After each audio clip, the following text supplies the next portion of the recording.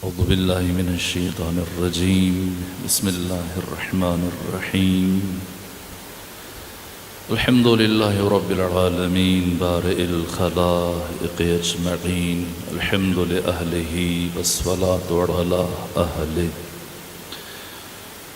الصلاة والسلام على سيد الأنبياء والمرسلين العبد المؤيد الرسولنا المسدد المصطفى الأمجد الحبيب الأحمد النبي الأمي المكي المدني السراج المنير الكوكب الدري صاحب الوقار والسكينة المدفون بأرض مدينة سيدنا ونبينا وشفيع ذنوبنا وطبيب قلوبنا وحبيب نفوسنا ومولانا أبي القاسم محمد المصطفى صلى الله عليه وسلم وأهل بيته الأطيبين الأطهرين الأنجبين المعصومين المظلومين ورحمة الله على أحبابهم وأصحابهم وشيعتهم ومحبيهم ومواليهم أجمعين ولعنة الله على أعدائهم ومنكري فضائلهم وغاصبي حقوقهم من يوم عداوتهم إلى الآن ومن الآن إلى قيام يوم الدين وبعد يوم الدين أما بعد فقد قال رسول الله صلى الله عليه وآله وسلم إن الحسين مصباح الهدى وسفينة النجاة صلوات بھیجیے خاندان فاطمہ پر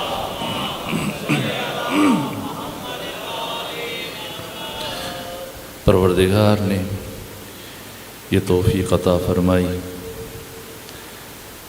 کہ آپ مومنین کے نورانی چہروں کی زیارت کا شرف ایک مرتبہ پھر حاصل ہوا۔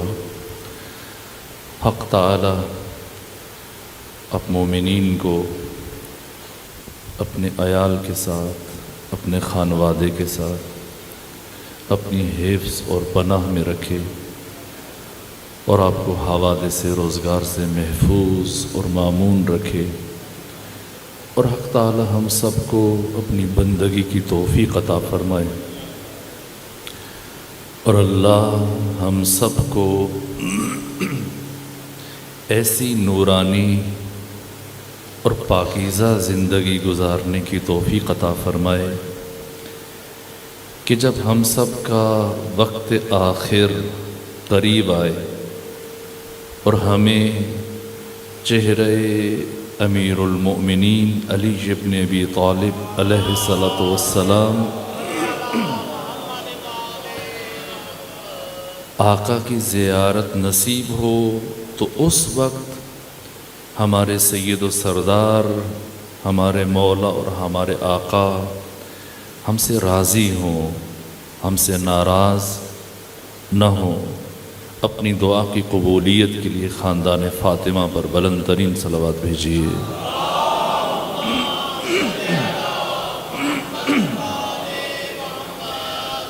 میرے عزیزو، میں 3 دن تک آپ کی خدمت میں حاضر ہوں، اور اگر اللہ نے توفیق دی تو ان 3 دنوں میں انہی ایام کی مناسبت سے شخصیت حسین، مقام حسین، شرف حسین، آپ کی زندگی کے ابعاد، آپ کی زندگی کی جہاد، آپ کا کردار، آپ کی فکر، آپ کی تحریک، آپ کی نہضت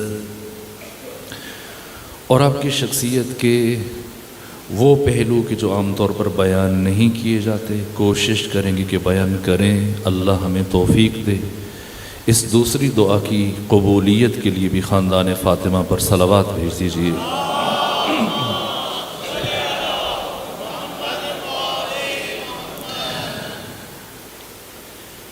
پہلے مرحلے میں اپنی گفتگو کو وہیں سے متصل کریں گے سال گزشتہ جہاں اپنی بات کو چھوڑا تھا، انہی جملوں کو تمہید بنائیں گے اور پھر آگے بڑھیں گے۔ حسین کون ہے اور اللہ نے اس نور کو روح زمین پہ کیوں اتارا؟ یہ نور حق تعالی کے قرب میں، آپ کے جوار میں مصروف بندگی تھا۔ کب سے تھا یہ؟ کب؟ وہ وقت اصلاً لائق تصور نہیں ہے، جب سے یہ نور حق تعالی کے قرب میں تھا۔ ایک خاص مرحلے میں اللہ نے اس نور کو زمین پہ اتارا، ایک خاص وقت میں، ایک خاص زمان میں اور ایک خاص مکان میں حق تعالی نے اس نور کو روئے زمین پہ اتارا۔ وہ وقت اور زمان کون سا زمان ہے اور وہ مکان کون سا مکان ہے؟ اور اس خاص زمان اور مکان میں اللہ نے اس نور کو زمین پر بھیجا، کیوں بھیجا؟ مقصد پروردگار کیا تھا؟ اور جسے بھیجا کیا وہ یہ مقصد حاصل کر سکا یا نہ کر سکا؟ آج پہلی گفتگو تعارفی گفتگو ہے۔ دیکھیے، اللہ نے روئے زمین پر اس عالم خاک ہست و بود پر سب سے پہلے جس انسان کو اتارا اور پہلی مرتبہ جس انسان نے روئے زمین پر قدم رکھا وہ آدم علیہ وعلی نبینا آلاف التحیت والثناء۔ آدم زمین پہ اترے اور پھر 1000 سال تک زمین پر رہے، زندگی گزاری، اور اسی انسان کو اللہ نے اپنی حجت بنا کے اتارا، نبی بنا کے اتارا۔ آدم رسول ہیں یا نہیں اس میں اختلاف ہے، لیکن آدم کے نبی ہونے میں کسی کو اختلاف نہیں ہے، نبی ہیں۔ 1000 سال تک روئے زمین پر قیام پذیر رہے، پھر آپ کی وفات ہوئی، اور جناب آدم کی وفات کے 6150 سال گزرنے کے بعد اللہ نے اپنی آخری حجت اور پیغمبر کو بھیجا، پیغمبر اسلام کو بھیجا۔ اس بیچ میں انبیاء آئے، رسول آئے، آخری مرحلے میں پیغمبر آئے۔ آپ کی کل حیات طیبہ اس زمین پر 63 سال ہے۔ 40 سال گزرنے کے بعد ختمی مرتبت نے اپنی بعثت کا اعلان کیا لوگوں کے سامنے۔ پہلے دن سے نبی ہیں، خود فرمایا کنت نبیًا والآدم بین الماء والطین۔ میں اس لمحے میں بھی اللہ کا نبی تھا جب آدم پانی اور مٹی کے درمیان تھے۔ اعلان نبوت اور اعلان رسالت جب 40 سال مکمل ہو چکے ہیں تب فرمایا، اور اس کے بعد مسلسل 13 سال تک مکہ میں دین خدا کی تبلیغ کی، اور 10 سال تک مدینہ میں دین خدا کی تبلیغ کی۔ معارف و علوم، اسرار و رموز، فقہ و احکام اور زندگی کے مسائل، اخلاق و کردار، ایک ایک چیز کو بیان کیا۔ لیکن اب جب کہ پیغمبر کی زندگی سے صرف 2 سال بچے ہیں اور پیغمبر اس شہر کی طرف سفر کر رہے ہیں جس شہر سے 8 سال پہلے رسول کو شب کی تاریکی میں رخصت کیا گیا، جب پیغمبر وہ شہر چھوڑنے پر مجبور ہوئے، 8 سال کی مسافرت کے بعد، ہجرت کے بعد، آج فاتح کی حیثیت سے اسی شہر کی طرف پلٹ رہے ہیں۔ اس وقت اکیلے تھے یا ایک آدھ فرد آپ کے ساتھ تھا، لیکن آج جب رسول پلٹ رہے ہیں تو عالم یہ ہے کہ رسول اسلام کے چاروں طرف سر ہی سر نظر آ رہے ہیں، جہاں تک انسان کی نگاہ جاتی ہے حد نگاہ تک اتنی بڑی جمعیت، اتنی بڑی تعداد ان افراد کی جو پیغمبر کے ساتھ مکہ کی طرف بڑھ رہے ہیں۔ اہل مکہ میں سب سے زیادہ پریشان وہ شخص ہے جس نے پیغمبر کو ہجرت پر مجبور کیا تھا۔ یہ وہی شخص ہے جس نے مسلسل 21 سال تک پیغمبر کو خون کے آنسو رلوائے، جس نے مسلسل 21 سال تک آپ پر ظلم کیا، آپ کے خلاف 9 سال متواتر جنگیں لڑیں، آپ کو ہجرت پر مجبور کیا۔ یہ شخص پریشان ہے۔ کیوں پریشان ہے؟ اس لیے کہ آج اس شخص کو سمجھ میں نہیں آ رہا کہ کس طرح سے پیغمبر کا سامنا کرے گا، اور پیغمبر آج اس کے ساتھ کیا سلوک روا رکھیں گے۔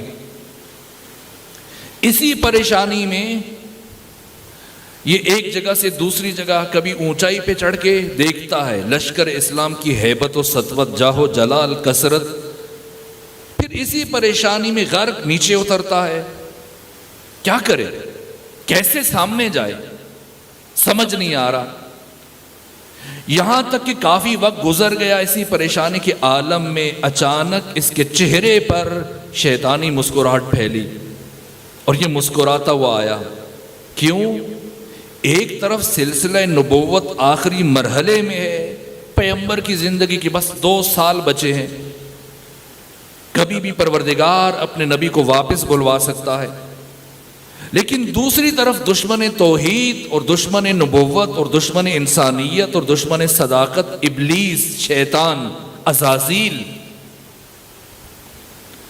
جو کبھی بھی اس بات پر راضی نہیں ہے کہ انسان سعادت مند بن جائے، انسان ہدایت یافتہ بن جائے، انسان مقصد تخلیق تک پہنچ جائے۔ اس لیے آج ابلیس نے ایسے فرد کو چنا کہ جو روئے زمین پر اس کام کے لیے سب سے زیادہ مناسب ہے۔ اب جب کہ سلسلہ نبوت آخری مرحلے میں ہے تو شیطان نے روئے زمین کے کثیف ترین فرد کا انتخاب کیا اور وہ فکر و وسوسہ اس کے دل و دماغ میں داخل کیا۔ وہی شخص جو کچھ دیر پہلے تک پریشان تھا اب مسکرا رہا ہے۔ پہاڑی کی چوٹی سے نیچے اترا اور چلتا ہوا سیدھا عباس کے گھر پہنچا۔ انہیں کہا، عباس، میں مسلمان ہونا چاہ رہا ہوں، میرے بیٹے مسلمان ہونا چاہ رہے ہیں، ہم سب کو آپ پیغمبر کے پاس لے چلو۔ عباس خوش ہوئے، پیغمبر کے چچا ہیں کہ چلیں، آپ کا سب سے بڑا دشمن آج اسلام قبول کر رہا ہے، لے کے پہنچے۔ یہاں اس فرد نے پیغمبر سے کہا، ہاتھ بڑھائیں کہ میں آپ کے ہاتھ پر اسلام کی بیعت کروں، میں اور میرے بیٹے اسلام قبول کرنا چاہتے ہیں۔ اس نے کہا، پیغمبر نے ہاتھ بڑھا دیا، اس نے کلمہ پڑھا، شہادتین کو اپنی زبان پر جاری کیا اور پیغمبر کے چہرے کی طرف دیکھا۔ پیغمبر خاموش ہیں۔ پیغمبر کی خاموشی کو دیکھ کر مزید خوش ہوا اور مطمئن ہوا کہ میں کامیاب ہو گیا۔ کیوں؟ اس لیے کہ اب تک یہ کوشش تھی کہ مقابلے میں آ کر اسلام کو صفحہ ہستی سے مٹا دے، اسلام کو نابود کرے، اسلام کو حرف غلط کی طرح سے مٹا دے۔ لیکن 21 سال کی مسلسل کوششوں کے باوجود جب ناکام ہوا، اور آج جب کہ خود اس کی زندگی، اس کی جان، مال، اولاد سب خطرے میں ہے، آج اس نے حربہ بدل دیا، انداز بدل دیا۔ بظاہر کلمہ پڑھا، لیکن بباطن وقت کے ابلیس نے یہ منصوبہ بنایا کہ کیا ہوا اگر 21 سال تک متواتر اسلام کے مقابلے میں آ کر اسلام کو نقصان نہ پہنچا سکا، تو اب میں اسلام کے اندر داخل ہو کر اسلام کے پیکر میں منتقل ہو جاؤں گا، ضم ہو جاؤں گا، اور اندر سے اسلام کی جڑوں کو کاٹوں گا، اندر سے اسلام کی شاخوں کو کاٹوں گا، اور میں اس طرح سے اسلام کے اندر حق اور باطل کو آمیختہ کروں گا، خیر اور شر کو ایسے مخلوط کر دوں گا کہ پھر قیامت تک آنے والا کوئی بھی انسان حق اور باطل، خیر اور شر کے درمیان فرق نہیں کر پائے گا کہ حق کیا ہے، باطل کیا ہے، خیر کیا ہے، شر کیا ہے۔ یہ کفر کی تدبیر ہے جو اس نے کیا، اور دوسری طرف پروردگار کی تدبیر ہے، اللہ کی تدبیر ہے۔ کافر یہ چاہتا ہے کہ حق و باطل کو مخلوط کر دے، خیر و شر کو آمیختہ کر دے کہ کبھی تشخیص نہ ہو سکے، لیکن اللہ نے اسی دن کے لیے نور حسین کو روئے زمین پر اتارا جب خیر و شر میں دقت تفریق ہو گئی، بے ساختہ حسین کی تخلیق ہو گئی۔ اسی دن کے لیے پروردگار نے حسین کو بھیجا ہے روئے زمین پر، حق اور باطل کے درمیان امتیازی نشان بنا کر۔ کیا شرف ہے، کیا مقام ہے آنے والے کا۔ ادھر حسین زمین پہ آئے، ادھر پیغمبر کا انداز بدل گیا۔ ہر روز جاتے ہیں، پہلے گھر سے نکلتے تھے، مسجد چلے جاتے تھے، جا کر دین بیان کرتے تھے، شریعت بیان کرتے تھے، حدیث کا بیان ہوتا تھا۔ لیکن جب سے حسین دنیا میں آئے، پیغمبر کا انداز بدل گیا۔ اب گھر سے نکلتے ہیں اور اس دروازے کے باہر کھڑے ہو کر قرآن کی آیات کی تلاوت کرتے ہیں، درود اور ذکر صلوات اور تسبیح پڑھتے ہیں، انتظار کرتے ہیں کہ باہر وہ بچہ آئے، اسے اپنے ساتھ لے کے جائیں۔ ہر روز پیغمبر گھر سے نکلتے ہیں، درود و سلام پڑھتے ہیں، بچہ گھر سے باہر آتا ہے، پیغمبر اٹھا کے سینے سے لگاتے ہیں، اپنے ساتھ لے جاتے ہیں اور اپنے ممبر کے قریب بٹھا دیتے ہیں۔ پھر ممبر پہ تشریف لے جاتے ہیں، خطبہ شروع کر دیتے ہیں۔ خطبہ مکمل ہوتا ہے، سوال و جواب ختم ہوتے ہیں، مسائل دینی بیان ہو جاتے ہیں۔ پیغمبر دوبارہ سے اس بچے کو اٹھاتے ہیں، خود سینے سے لگاتے ہیں اور گھر واپس لے آتے ہیں۔ دو بھائی ہیں، 1 سال کا فرق ہے، بڑا بھائی حسن، چھوٹا بھائی حسین۔ معمول کیا ہے؟ حسن ہر روز بابا کے ساتھ آتے ہیں، علی کے ساتھ، حسین نانا کے ساتھ آتے ہیں۔ کیا معاملہ ہے، کیا رمز ہے، کیا راز ہے کہ ہر روز پیغمبر اس دروازے کے باہر آ کر رکتے ہیں، حسین کو ساتھ لے کے آتے ہیں۔ یہ معمول بن گیا، صحابہ کو بھی پتا ہے، اس گھر میں رہنے والوں کو بھی پتا ہے۔ لیکن ایک دن پہلی مرتبہ رسول اپنے گھر سے چلے، اور اس سے بجائے کہ اس گھر کے دروازے پر جا کر حسب معمول درود و سلام پڑھیں اور بچے کو ساتھ لے، نہ، رسول نے ایسا نہیں کیا۔ گھر سے چلے اور سیدھے مسجد پہنچ گئے۔ مسجد پہنچے، ممبر پہ تشریف لے گئے، دین کا بیان شروع کر دیا۔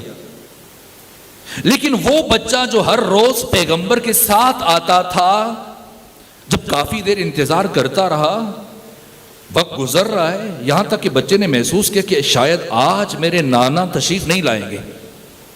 اب وہی بچہ خود اپنے گھر سے نکلا، چل پڑا مسجد کی طرف، اور جب مسجد میں داخل ہوا تو کیا دیکھا کہ پیغمبر فراز ممبر پہ تشریف فرما ہے، خطبہ دے رہے ہیں، مسائل دین بیان کر رہے ہیں، صحابہ کرام ہزاروں کی تعداد میں بیٹھے ہیں، سن رہے ہیں، صفیں جمی ہے۔ حسین کی نگاہ ایک مرتبہ اپنے نانا کے چہرے پہ پڑی، اور اب حسین کی کوشش یہ ہے کہ ان صفوں کو عبور کر کے کسی طرح اپنے نانا کے قریب جا کے پہنچے، وہاں جہاں ہر روز بیٹھتے تھے۔ لیکن اب جب کہ صفیں جم چکی ہیں، صحابہ ہزاروں کی تعداد میں بیٹھے ہیں، حسین کوشش کریں کہ کسی طرح سے درمیان سے گزر کے آگے بڑھیں۔ اسی کوشش میں ناگاہ حسین کا قدم آپ کے دامن میں الجھا اور حسین الجھ کے گرے۔ یہ تعبیر کہتے ہوئے میں گھبرا جاتا ہوں، جھجک میری زبان پہ طاری ہوتی ہے کہ میں کہوں حسین گر گئے، اس لیے کہ میرا عقیدہ امامت مجھے اجازت نہیں دیتا کہ یہ جملہ کہوں، لیکن کیا کروں کہ حسین گرے۔ اس لیے کہ جس طرح سے امام کا ایک ایک لفظ جچا تلا اور نپا تلا ہوتا ہے، کہیں پہ بھی لغزش کا امکان نہیں ہے، لرزش کا امکان نہیں ہے، اسی طرح سے امام کا ایک ایک قدم جچا تلا اور نپا تلا ہے، کہیں پر لغزش کا امکان نہیں ہے۔ یہ ممکن نہیں کہ حسین گرے. حسین امام ہے اور امام بچپنے سے امام ہوتا ہے. لیکن آج خود پروردگار یہ چاہ رہا ہے کہ حسین گرے تاکہ مقام حسین قیامت تک آنے والے انسانوں پر روشن ہو جائے کہ حسین کون ہے. ادھر حسین گرے، ادھر پیغمبر جن کی نگاہیں جمی ہیں حسین ابن علی کے چہرے پر، اپنا خطبہ وہیں چھوڑ دیا، جلدی سے ممبر سے نیچے اتر آئے اور اب چلتے ہوئے نہیں دوڑتے ہوئے آگے بڑھے. حسین کو اٹھایا، سینے سے لگایا اور گریہ کرنا شروع کیا. اور اب پلٹے ممبر کی طرف اور دوبارہ حسین کو اپنی گود میں بٹھا لیا اور اپنا خطبہ اس کا موضوع بدل دیا. اس سے پہلے کہ میں یہ عرض کروں کہ پیغمبر نے اپنے خطاب میں کیا بیان فرمایا، میں دست ادب جوڑ کر روح رسول سے یہ سوال کرتا ہوں، یا رسول اللہ، آپ گھر میں نہیں بیٹھے، آپ کسی نجی محفل میں نہیں بیٹھے، آپ دوستوں کے ساتھ نہیں بیٹھے ہیں، آپ منبر پر تشریف فرمائیں، کار منصبی انجام دے رہے ہیں، کار رسالت انجام دے رہے ہیں. کوئی نجی گفتگو نہیں ہے، دین کی باتیں بیان کر رہے ہیں، دین کے مسائل بیان کر رہے ہیں، شریعت کے مسائل بیان کر رہے ہیں. اگر حسین گرے تو کیا ہوا؟ بچے گرتے ہیں، مگر کیا حسین پہاڑ سے گرے ہیں، بلندی سے گرے ہیں، چلتے ہوئے گرے ہیں، خود اٹھ کے بیٹھ جائیں گے؟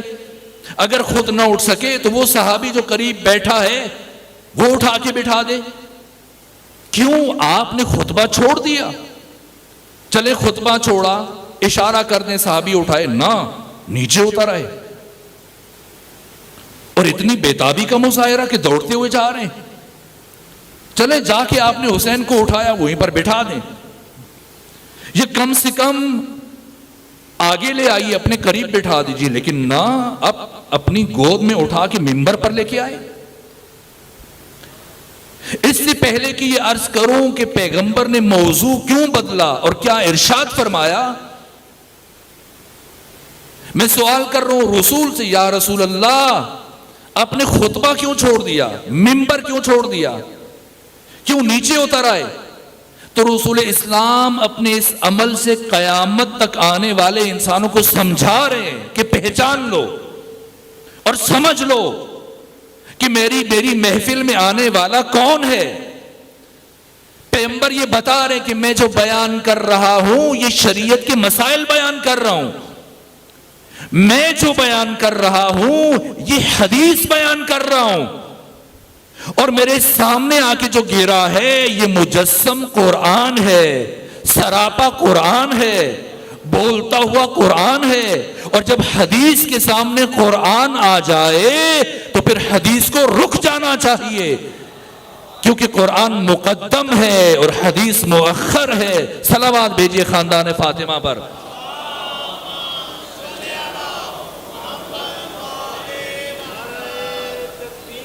اللہ اکبر، یا رسول اللہ.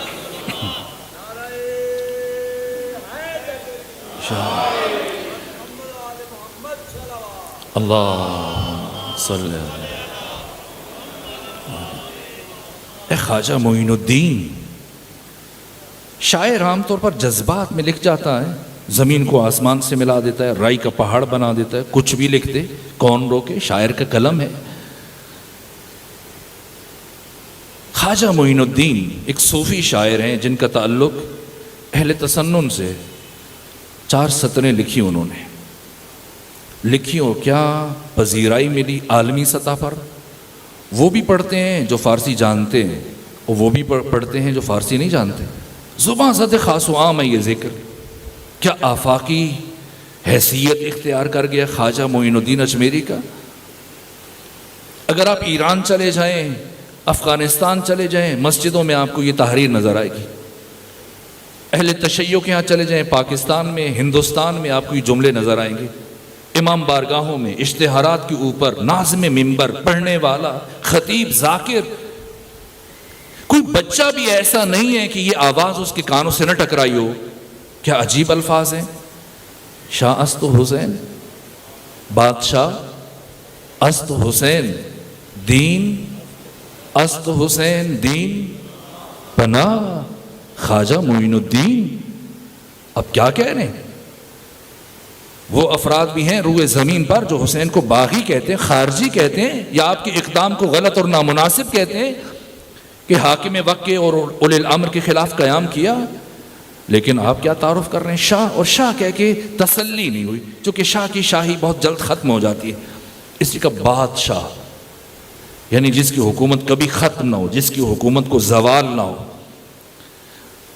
اگر آپ دنیا میں کسی حکمران کو بادشاہ کہتے ہیں تو یہ مجازن ہے، حقیقت میں اگر روئے زمین پہ کوئی بادشاہ ہے تو صرف حسین ہے جس کی شاہی کو زوال نہیں، لیکن مسلسل اضراب کر رہے ہیں، آگے بڑھ رہے ہیں، شاہ است حسین، بادشاہ است حسین، دین است حسین، خواجہ معین الدین۔ یہ کیا کہہ رہے ہیں آپ؟ دیندار کہہ دیجئے، مسلمان تحمل نہیں کر پائے گا، لیکن نہ کیا تعارف ہے خواجہ معین الدین اجمیری کا دین است حسین۔ اے خواجہ معین الدین یہیں رک جائیے، جب دین کہہ دیا تو بہت بڑی بات کہہ دی، اب یہاں رکیں، آگے نہ بڑھے، لیکن خواجہ اور آگے بڑھے، کیا کہا؟ دین پناہ است حسین، دین پناہ۔ ارے خواجہ معین الدین یہ اتنی بڑی بات کیسے کہہ دی؟ کوئی دین ماننے کے لیے شاید تیار نہ ہو، آپ نے دین پناہ کہہ دیا۔ کیا یہ آپ کے جذبات اور احساسات کا نتیجہ ہے؟ کہاں سے سیکھا، کہاں سے سمجھا؟ تو خواجہ معین الدین کا جواب ہوگا کہ میں نے کردار رسول سے سمجھا ہے، میں نے سیرت رسول سے یہ استنباط کیا ہے کہ جب مسجد نبوی میں رسول دین کا بیان کر رہے ہیں تو دین کا بیان کسی صورت نہیں رک سکتا، لیکن جب دین کے بیان کے سامنے دین پناہ آ جائے تو پھر دین پناہ کے احترام میں دین کے بیان کو رک جانا چاہیے۔ صلوات پڑھیے خاندان فاطمہ پر۔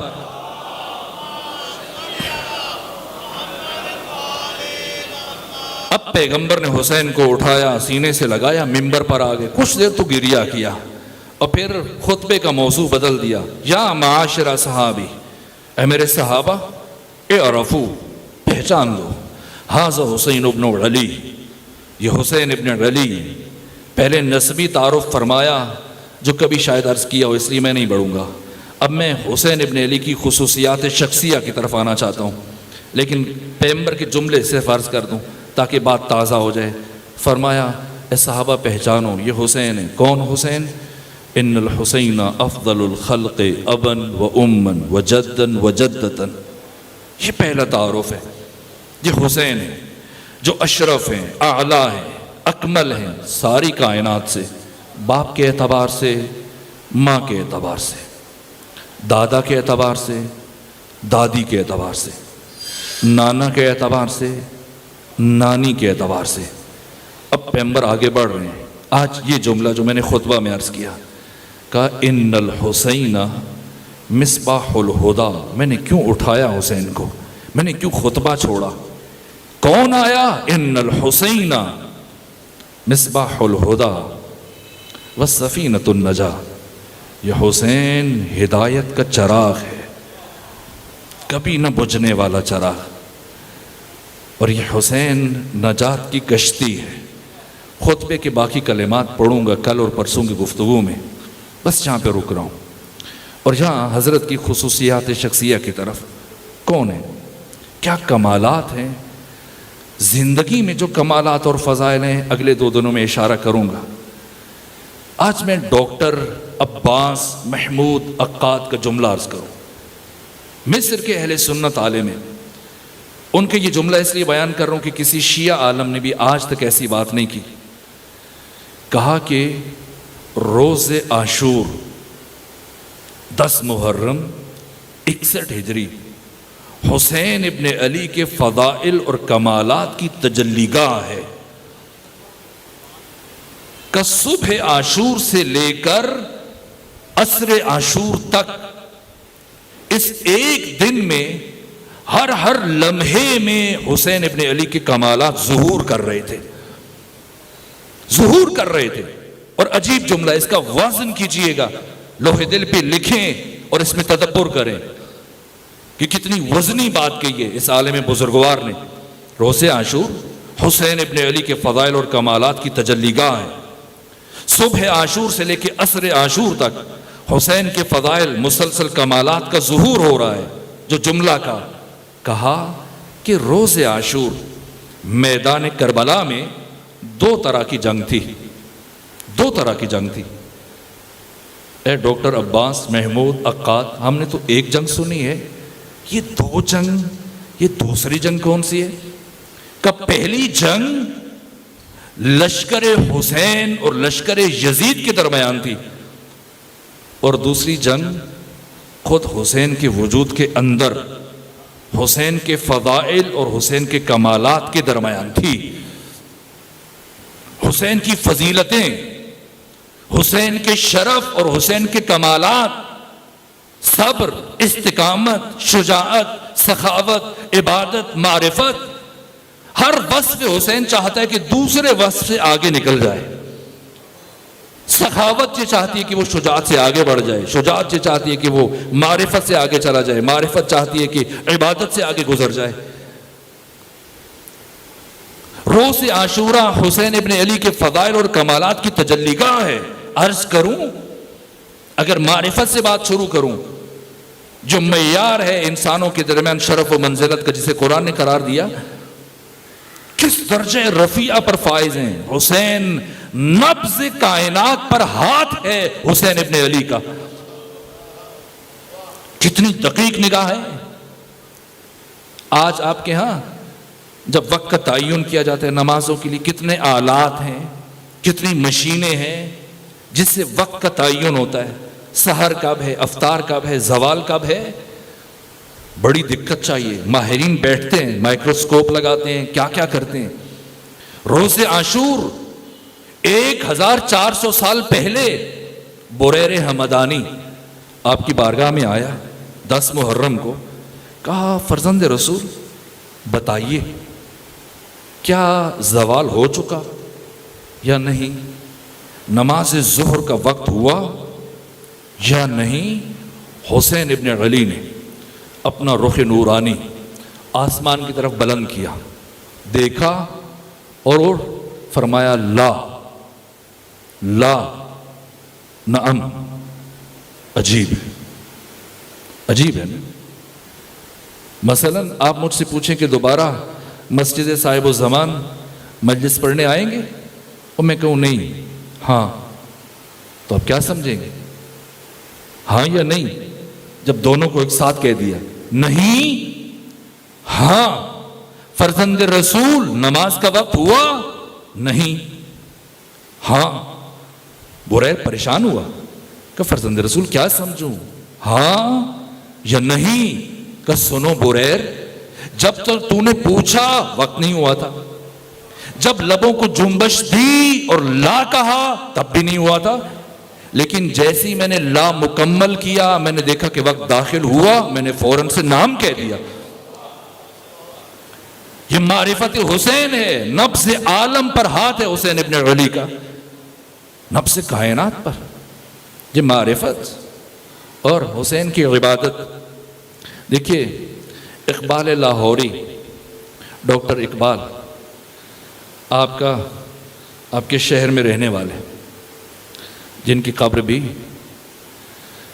اسی شہر میں ہے. جہاں قرآن کے ہونہار شاگرد ہیں وہاں کربلا کے بھی بہت ہونہار شاگرد ہیں. کیا کہا؟ آج عشق سے متعلق لوگ گفتگو کرتے ہیں، محبت کی ماہیت بیان کرتے ہیں، لیکن اقبال نے کیا کہا؟ کہا کہ حدیث عشق دو بابست، کربلا و دمشق. کہا کہ حدیث عشق، کتاب عشق، نصاب عشق، اس کی کل دو باب ہیں. آج میں اسی بات پہ رکوں گا، اور سید الشہداء کی دیگر خصوصیات اور آپ کے فضائل اور کمالات کل اور پرسوں گفتگو میں عرض کریں گے. آج اس سے آگے نہیں جائیں گے. حدیث عشق، کتاب عشق، نصاب عشق کے کل دو باب ہیں. کون سے؟ کربلا اور دمشق. کس نے لکھے؟ عام طور پر اگر کوئی کتاب لکھے تو لکھاری ایک ہی ہوتا ہے، لیکن اقبال نے کیا کہا؟ اگرچہ باب دو ہیں لیکن لکھنے والے بھی دو ہیں. اقبال کس نے لکھے؟ کہ یک حسین رقم کرد دیگر زینب. پہلا باب حسین نے لکھا، دوسرا باب زینب بنت علی نے لکھا. عبادت حسین سے کل بات شروع ہوگی، لیکن یہ ایک جملہ عرض کر دوں. پہلا باب حسین نے لکھا. اقبال کیسے لکھا آپ خود بتاؤ. جب آپ یہ کہہ رہے ہو کہ حدیث عشق کے مصنف حسین اور زینب بنت علی ہیں، تو بتاؤ کیسے لکھا. کہا کہ نقش الا اللہ بر صحرا نوشت. حسین نے نقش الا اللہ کو کربلا میں لکھا. اقبال کربلا میں تو ریت ہے، اگر کوئی ریت کے اوپر لکھے گا تو وہ محو ہو جائے گا. کرنا اگر لکھنے والا حسین ہو تو پھر قیامت تک محو نہیں ہوگا. اقبال کیا صرف لکھا ہے حسین نے؟ کہ نہیں، لکھا نہیں ہے، لکھا بھی ہے، کہا بھی ہے. کہا بھی ہے نقش الا اللہ بر صحرا نوشت، سطر عنوان نجات ما نوشت. لیکن ملا کی طرح نہیں جیسے ملا لکھتا ہے، نہ، لفظ ایک ہے. ملا کا لکھنا اور ہے، مولا کا لکھنا اور ہے. جو حسین نے لکھا یہ بشریت کی نجات کا نصاب بن گیا. سطر عنوان نجات ما نوشت. اقبال لکھا نہ، کہ لکھا بھی پڑھا بھی. کہاں پڑھا؟ کہاں پڑھا؟ کہ ان کے زیر تیغ گوید لا الہ. وہ حسین کی جو تلوار کی دھار کے نیچے لا الہ الا اللہ پڑھ رہا تھا. تو جب حسین لا الہ الا اللہ پڑھ رہا تھا اور حسین کی گلوئے اطہر کے قطرے کربلا کی سرزمین میں جذب ہو رہے تھے، تو کیا ہوا؟ ان کے زیر تیغ گوید لا الہ، تلوار کی دھار کے نیچے حسین لا الہ الا اللہ کہہ رہے ہیں، تو جو قطرے گر رہے ہیں وہ کیا کر رہے ہیں؟ اقبال ہے بھائی. ان کے از خونش بروید لا الہ. وہ حسین کے جس کے خون کے ایک ایک قطرے سے لا الہ الا اللہ پھوٹ رہا تھا. ان کے بخشت بے یقینارہ یقین. وہ حسین کی جس نے کائنات کے بے یقینوں کو یقین عطا کیا، جس پر توحید کی کوئی دلیل اثر نہ کرے، اس کے لیے ایک دلیل ذات حسین کافی ہے. ان کے بخشت بے یقینارہ یقین، ان کے لرزد السجود او زمین. میں بس اقبال کے کلام کو یہیں روک رہا ہوں. وہ حسین کے جس کے سجدوں سے کربلا کی سرزمین پر زلزلے آ رہے تھے. کوئی بتا سکتا ہے کہ حسین نے کتنے سجدے کیے کربلا کی سرزمین پر؟ کتنے دن رہے کربلا میں؟ 8 دن. 8 دن حسین سرزمین کربلا، اس زمین کو شرف ہے جہاں حسین 8 دن رہے. ان 8 دنوں میں حسین کا معمول کیا ہے؟ باقی تمام امور کے علاوہ جن کی طرف میں اشارے کروں گا، جو کام حسین ان 8 دنوں میں سب سے زیادہ کیا وہ سجدہ پروردگار ہے. جب پہنچے سواری سے نیچے اترے، حسین نے پہلا کام سرزمین کربلا پہ سجدہ کیا. دیکھیے آپ کے یہاں صفیں جمی، جائے نمازیں بچھی. یہاں پر بہت سارے نمازی ایسے ہوں گے، میں نے دیکھا ہے مساجد میں، وہ اپنی جگہ معین کر دیتے کہ یہاں امام کے پیچھے دائیں طرف یا بائیں طرف یا بالکل پیچھے وہ بیٹھتے ہیں. دوسرے نمازیوں کو پتہ ہوتا ہے، پھر وہ آ کے اس کی جگہ نہیں بیٹھتے کہ حاجی صاحب یہاں پہ سجدہ کرتے ہیں. لیکن حسین کیا کر رہے ہیں؟ حسین نے زمین کربلا میں جہاں ایک دفعہ سجدہ کیا، دوسری مرتبہ وہاں سجدہ نہیں کیا. نہیں کیا، جگہ بدل دی. ظہر کہیں پڑھ رہے ہیں، عصر کہیں اور، ظہر کہیں، مغرب کہیں، عشاء کہیں، تہجد. وہ حسین کہ جو شب و روز میں 1000 رکعت نوافل ادا کرے، کربلا کی سرزمین پہ جگہ بدل بدل کے. 8 دنوں میں شب عاشور، جہاں حسین اپنے ساتھیوں کے لیے مختلف مقامات پہ جا کے کانٹے چن رہے ہیں، پتھر چن رہے ہیں کہ کل میرے حبیب نے یہاں گرنا ہے، عابس ابن شاکری نے، عابس ابن شبیب شاکری نے یہاں گرنا ہے، زہیر ابن قین نے یہاں گرنا ہے۔ حسین ایک ایک شہید کے گرنے کی جگہ خود صاف کر رہے ہیں، لیکن وہاں نماز پڑھ رہے ہیں، سجدہ کر رہے ہیں۔ روز عاشور حسین جب کسی شہید کو روانہ کرتے ہیں پہلے سجدہ کرتے ہیں، پھر رخصت کرتے ہیں، جب لاش اٹھانے جاتے ہیں سجدہ کرتے ہیں، پھر لاش اٹھاتے ہیں، ہر زخم پہ سجدہ، ہر مصیبت پر سجدہ۔ کتنے سجدے کیے کوئی نہیں بتا سکتا۔ ان 8 دنوں میں حسین نے کربلا کی سرزمین کے چپے چپے پر سجدے کیے۔ کیوں؟ اس لیے کہ حسین کعبہ عشق تعمیر کر کے جا رہے ہیں، اس لیے سجدے کر رہے ہیں چپے چپے پر کہ قیامت تک میرا آنے والا زائر جہاں سے جی چاہے مٹی اٹھا کے لے جائے، جا کے اپنے لیے سجدگاہ بنا لے۔ حسین ہے، حسین جس کی عبادت کا عالم کیا ہے، کیا عالم ہے۔ دوست کہیں تو بات نہیں، جب دشمن کہے۔ ہلال بن نافع کون ہے؟ جسے خود یزید نے شام سے بھیجا تھا، شام سے بھیجا تھا کہ جا کر میرے سپاہیوں کی کارکردگی دیکھنا، میرے کمانڈر، میرے سپہ سالار، میری فوج کے افسر، علمبردار، ایک ایک کی نقل و حرکت اور کربلا میں کس نے کیا کیا سب بتانا اور لکھنا۔ عمر سعد نے کیا کیا، حرملہ نے کیا کیا، شمر ابن ذیلجوشن نے کیا کیا، حسین بن نمیر نے کیا کیا، ایک ایک کا۔ اور ساتھ حسین نے کیا کیا اور حسین کے ساتھیوں نے کیا کیا۔ یہ ہلال جب سید الشہداء کربلا پہنچے تو آپ سے پہلے یہ پہنچ چکا تھا، یہ بھی 8 دن کربلا میں رہا اور 8 دن سائے کی طرح امام حسین کا تعاقب کرتا رہا، دیکھتا رہا، بیٹھتے کیسے ہیں، اٹھتے کیسے ہیں، گفتگو کیسے کرتے ہیں، چلتے کیسے ہیں، کھانا کیسے تناول کرتے ہیں، نماز کیسے پڑھتے ہیں، عبادت کیسے کرتے ہیں، نگاہ ہے۔ ہلال بن نافع وقت گزر رہا ہے، دیکھیے اگرچہ شام سے آیا ہے، دشمن کا بھیجا ہوا، لیکن فطرت پاک ہے۔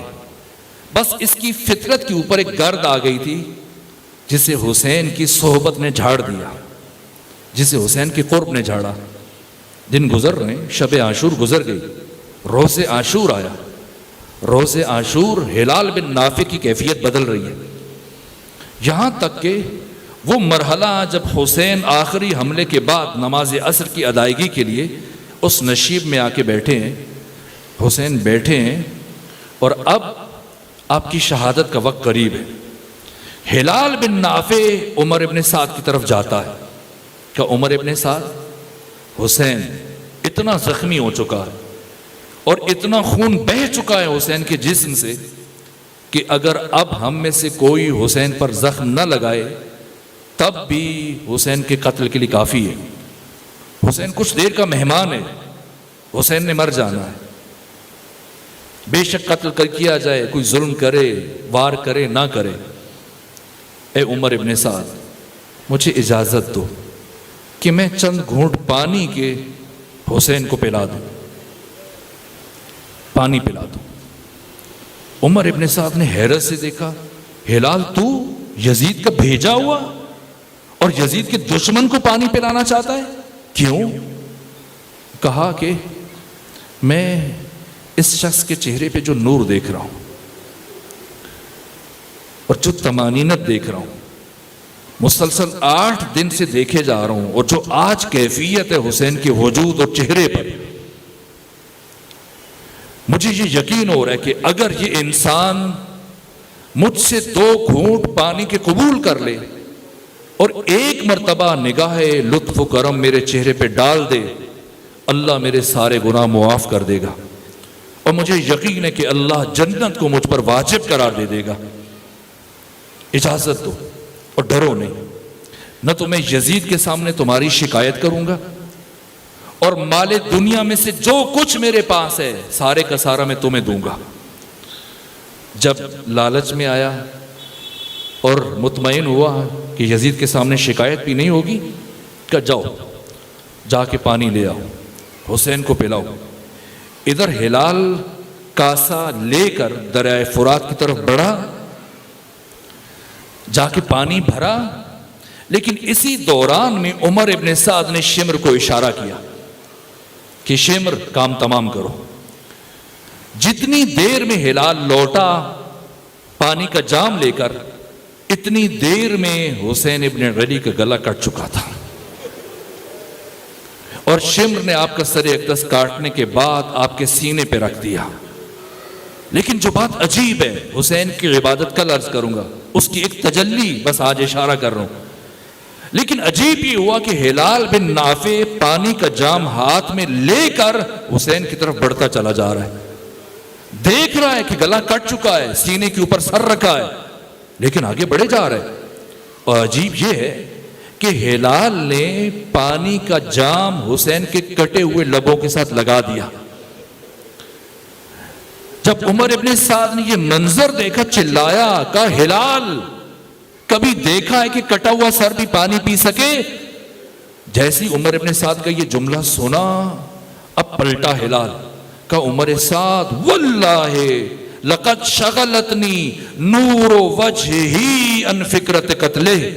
اے ہلال، اے عمر ابن سعد، اللہ کی قسم حسین کے چہرے کے نور نے مجھے اتنا جذب کیا، اتنا مبہوت کیا، میں حسین کا چہرہ دیکھتے ہوئے آگے بڑھتا چلا گیا اور میں یہ بھول گیا کہ حسین کا گلا کٹ چکا ہے۔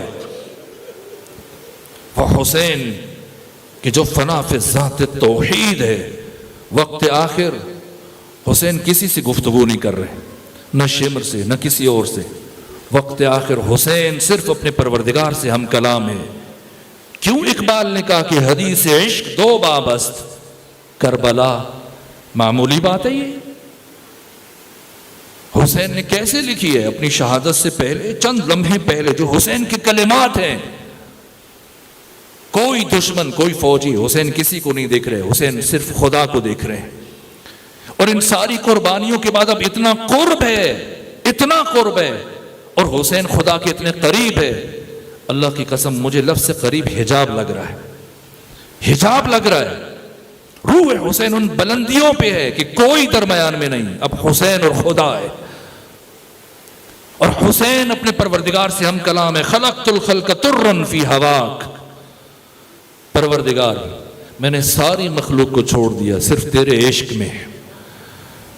وَأَيْتَمْتُ الْعَيَالَ لِكَيْ أَرَاكَ، پروردگار بچوں کو یتیم کر دیا تاکہ تیری زیارت کر سکوں۔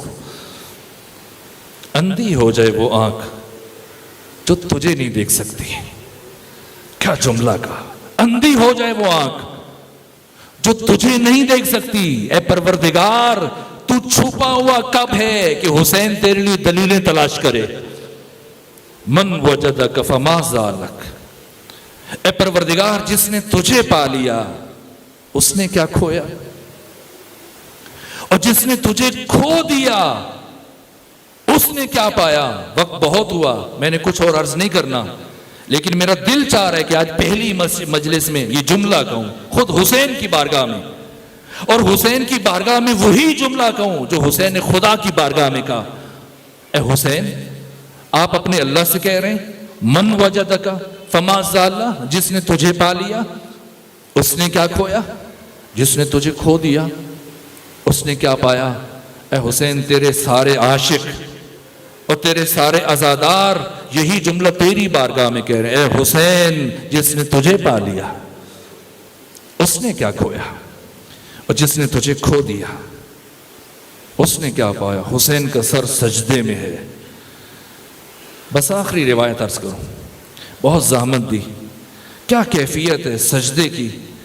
عجیب یہ کہ حسین ایک طرف ذکر پروردگار کر رہے ہیں، لیکن حالت سجدہ میں بلکہ سر کٹنے کے بعد حسین نے کس کا ذکر کیا پتہ نہیں وہ کتنا عظیم ہے۔ جب یہ کاروان واپس پہنچا تو ام البنین نے اپنے پوتے فضل کی انگلی پکڑ کے قافلے کا استقبال کیا۔ جب سامنا ہوا اور قافلہ نمودار ہوا تو آگے بڑھ کے ام البنین نے سلام کیا سید سجاد کو. امام نے سلام کا جواب دیا. کتنی بےتابی ہے، کتنی بےتابی ہے. کیا ماں ہے؟ 4 بیٹے بھیجے، کسی کا بھی نہیں پوچھا. کیا پوچھا؟ سید سجاد یہ بتائیں کیا کربلا میں میرے بیٹے عباس نے اپنے آقا حسین کے ساتھ وفا کی یا نہیں کی؟ عجیب جملہ ہے، اسے محسوس کیجئے گا. اور جب جائے نماز پہ بیٹھے ہوں، وقت دعا چاہتے ہوں کہ مستجاب ہو اور آنکھیں نم نہ ہو رہی ہوں تو اس بات کو یاد کیجئے گا، پھر اس کا وزن محسوس کیجئے گا. اے سجاد، سید سجاد، کیا کربلا میں میرے بیٹے عباس نے اپنے آقا حسین کے ساتھ وفا کی یا نہیں کی؟ سید سجاد لرزنے لگ گئے. ام البنین، آپ نے وہ بات پوچھ لی جس نے سید سجاد کے دل کو رلا دیا. کون ہے عباس؟ کہا بس ایک بات سنیں، خود دیکھیں میرے بابا حسین کی نگاہ میں آپ کے بیٹے عباس کا مقام کیا تھا. کہ سید سجاد بتائیے.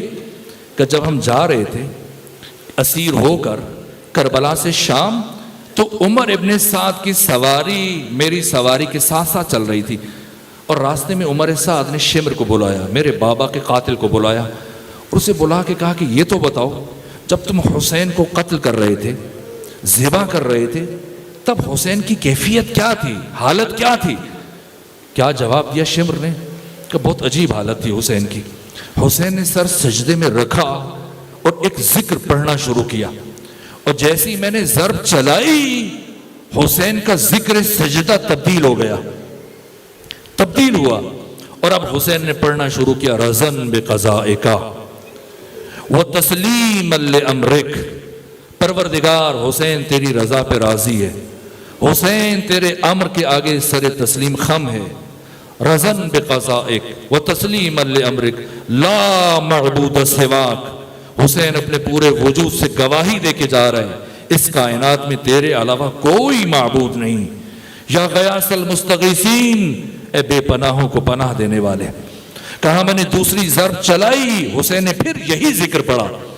میں ضربیں چلاتا رہا، حسین یہ ذکر پڑھتا رہا، اور جب میں نے 13ویں ضرب چلائی اور حسین کا سر حسین کے تن سے جدا کیا، اب جو میں نے حسین کے بالوں میں ہاتھ ڈالے اور حسین کے سر کو بلند کیا تو میں نے دیکھا ابھی بھی حسین کے لب ہل رہے ہیں، ابھی بھی حسین کے لب ہل رہے ہیں. میں نے سوچا اب حسین کیا کہہ رہا ہے، لیکن حسین کی آواز بہت نحیف تھی. میں حسین کا کاسے سر اپنے کان کے قریب لے آیا کہ حسین کیا کہہ رہا ہے. اب جو میں نے سنا بس حسین کی زبان سے بار بار ایک ہی لفظ ادا ہو رہا تھا، عباس عباس.